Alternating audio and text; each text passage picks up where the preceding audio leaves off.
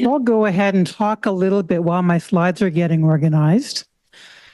So officially, I'm here in the capacity as the chair of the Black Psychology section within the Canadian Psychological Association. And I'm just realizing that my slides don't really refer to any of that, but that's officially why I'm here.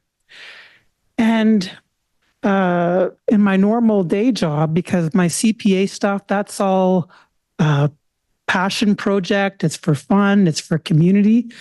But outside of that, I am an organizational psychologist. How do I get back to the beginning? Is it a touch screen? Yes. Okay.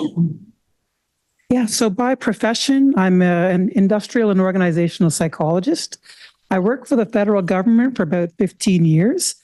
But 12 years ago, as of next month, I started my own company. And it's called IO Advisory Services. And in that capacity, I offer some HR services, executive coaching, and a lot of training and presentations. So today, what I'm going to be doing is sharing some information that I've been collecting very quietly in the background. And I'm starting with this picture. This is literally a collage of pictures from events and get-togethers that we had in the Black Psychology section last year and up until the summer. And I'm sharing that picture partly because it's wait a sec, what are we missing here? There it is. Okay. I'm sharing it partly because it's a nice visual representation, but also because it reflects a huge change that's happened over the years. You probably can't read this, but I'm grateful that in February of 2022, I captured this screenshot. So February 2022, a few of us were thinking about creating a section focused on Black psychology. And I wanted to figure out, well, is it just me who doesn't know any Black psychologists? Like, are there famous ones that we can highlight, maybe during Psychology Month, which is February, and it's also Black History Month? And here's what shocked me. The very first search result was John Philippe Rushton. Some of you may know of him because he was a famous professor at the University of Western Ontario from the 70s through the 90s. He's a white man. And he hates Black people. I almost went to Western for grad school, and that's why his name rung a bell. I had applied, and then I learned about his research. And his research was designed to prove that there was a racial hierarchy in terms of intelligence. So white, Asian, Black. When I learned he was a tenured professor at Western, I knew I'd better not go there. Because when I run into trouble, who are people going to support? The tenured professor or the Black girl who's the only racialized person in the department? So to see him as the top search result as a Black psychologist, I was like, what is going on? So that was then. And I'm very happy to say that if you do that same search now, many of the faces and names, well, the faces anyways, of these people in these pictures. So Dr. Jude, Fanny Yole is part of our section, Monica Williams is part of our section, Linda Iwinofu is at U of T, she's part of our section. Many of these people now show up in the search results, which I'm thrilled with. It's not because of our section, but somehow we have better visibility. Now, we've heard a lot about what's been happening in terms of mental health, generally speaking, but also disaggregated by race. So certainly, if you look at recent research through CAMH, Globe and Mail, because it's accessible, we're talking about definitely a huge spike in demand for mental health services, lots more addiction, more crises.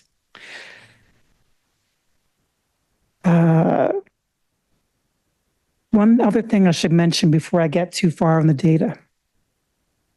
When we started our section in January 2022,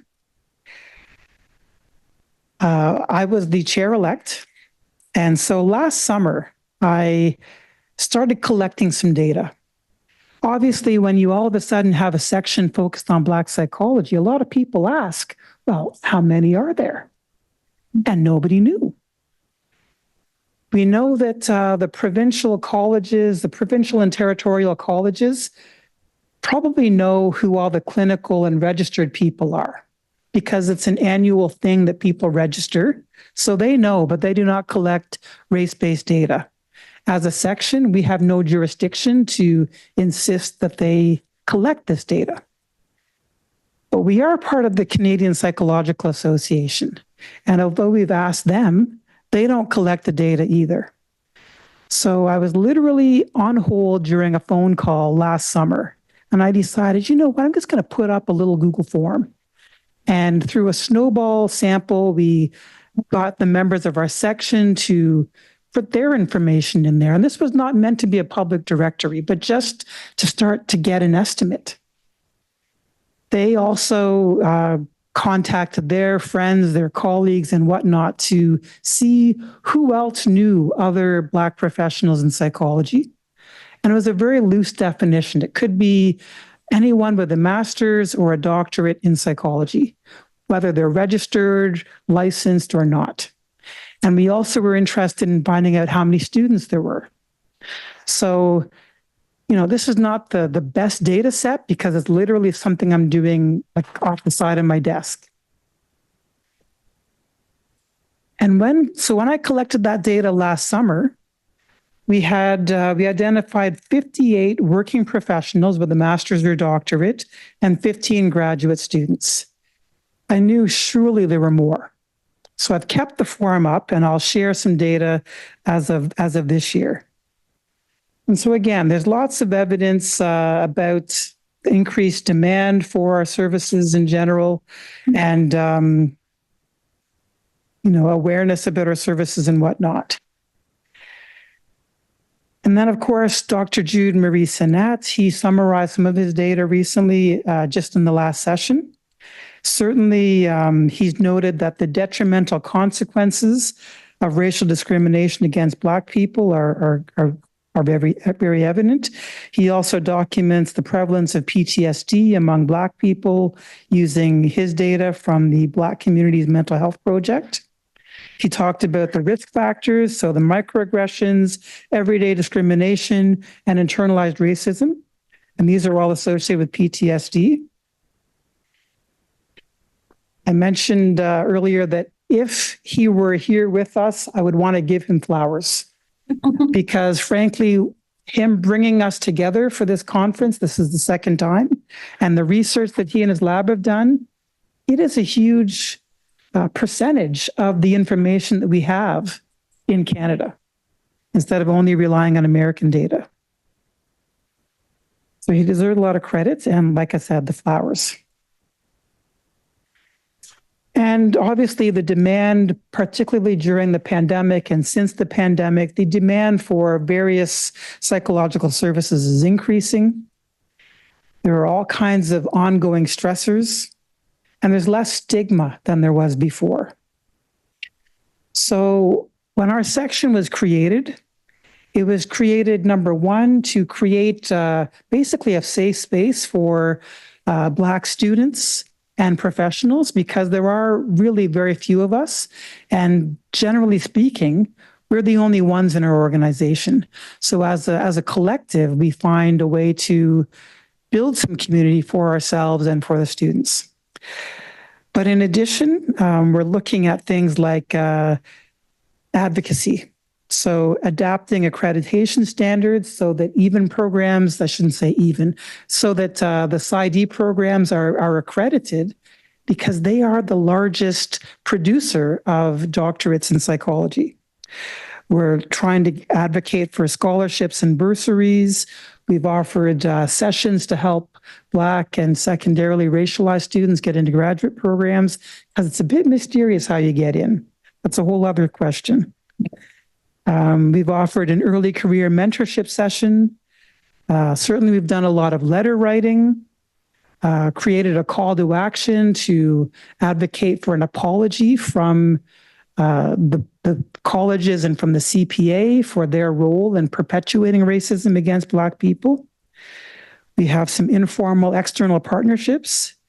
And most months we try to have thank you. We try to have an event to, share information and community. So I guess I'm a little bit slow today. I'm going to share some data, but I think all of this is going to be shared through a portal because everyone's registered. Last year, I had identified 15 people. Now we've identified 39 grad students. And in terms of working professionals, we've gone from identifying 58 to 147. Surely there are more, but this is the best data I can find so far. Definitely a gender balance. So among students, it's about 90% women, 10% male that we know of. There's definitely a geographical distribution. So Ontario has the lion's share, 45%, BC 24%, possibly because of Adler University. I'm not sure though. Alberta has 16% and Quebec 8%. Among the working professionals, still a gender balance, but not quite as extreme. So about 30% male, almost 69% female. And there's still a geographical balance in terms of the working professionals. So most of them in Ontario, 68%, followed by Alberta at 13%, Quebec at 9%, BC at 5%, and Nova Scotia 3%. And there's definitely a bit of a split between master's level and doctorate level. So in 2023, we had about 48% that had a master's degree versus 52% with a PhD or other doctorate. And this summer, it was about 40% versus 58%, 40% being the master's level. And I'll share a couple of reflections because now I'm in my second year as the chair. Again, this data is meant to be interim data. My hope is that at some point, especially if it gets shared broadly, maybe some of these organizations are going to feel, oh my God, those numbers are terrible. Let me try to disprove her. I hope they do try to disprove me, and I hope they find more, because even if we double or triple these numbers, in a country of 40 million, that's basically none.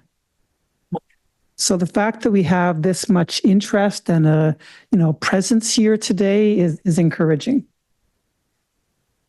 Our section has definitely asked the CPA to collect this data. Let's see what happens. We don't really have jurisdiction over the colleges, so I'm not sure what's going to happen there. But certainly I am grateful for the existence of the section. This morning, I learned that most Black people count on their friends and family for support when things go poorly. And as a result of this section, well, many of my friends and family are psychologists, so I'm okay, right? I mean, I count on social workers as my therapists, so I'm not really relying on the section, but I appreciate the people I've met and the stories that I've heard. I want to end on a high note, so I'm not going to share some of those stories because some of them are very tough, and I would never have known these things had people not come to me as the chair to look for support and advocacy. So I'm grateful for this conversation and for this convention. That's it. Thank you.